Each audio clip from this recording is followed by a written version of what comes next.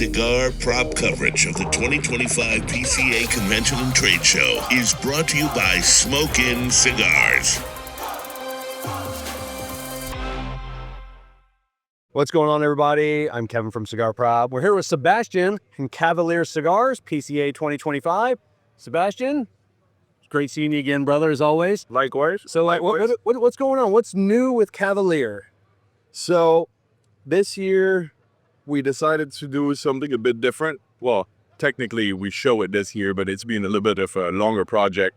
For, I would say, about 3 or so years, I've had the itch of working with Connecticut broadleaf wrapper, right? But we all know Connecticut broadleaf is a bit of an untouchable thing. It's hard to get. It's more problem than solutions, right? You heard it that way.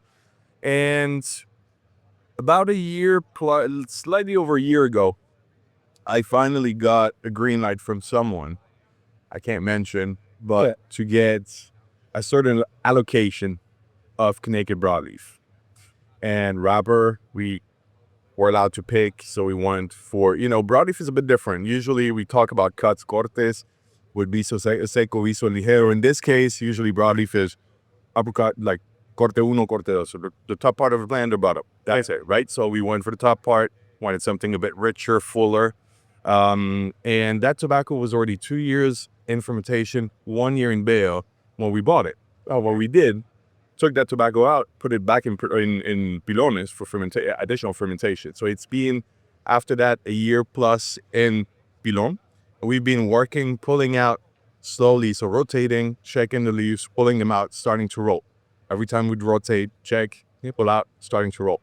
And so the concept is, because I call it a core, it is a core line. It's limited by nature, but it is not a limited edition. It's going to repeat every year.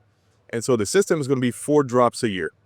Core, every drop is a different iteration of what Connecticut broadleaf can be. So basically, you have your Connecticut broadleaf wrapper that is 3+ years in fermentation, plus 1 year in bale. And the binder and fillers change completely. Okay. So that every time you smoke the cigar, you're going to have a different experience with it. So the first one is right here, 50 count cab, 6x48, Skywalker.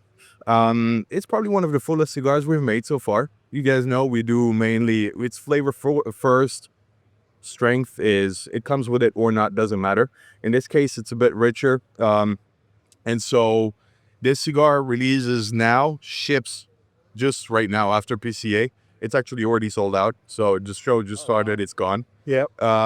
So those are gone, but we're showcasing the second release, which is for June, which is in this case a 5 1/4 by 52 in the pre-release format, right? So no official sticker yet, but the presentation is here. The cigar is this one. It's ready to go. It's just that we spaced them out a little bit because of the nature of it and the fact that we only can do 4 per year. Yeah.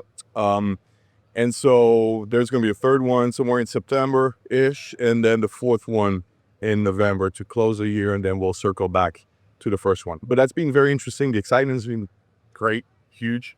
I've had the pleasure of smoking several already. Absolutely fantastic. I'm a broadleaf guy. Yeah, I know. So you've done an absolutely fantastic job with that. I appreciate that.